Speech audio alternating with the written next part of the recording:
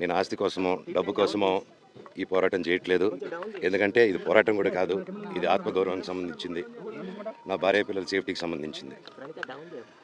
ఇది నాతో ఒక మగాడిగా నాతో డైరెక్ట్గా వచ్చి నాతో ఏం చేసినా పర్వాలేదు.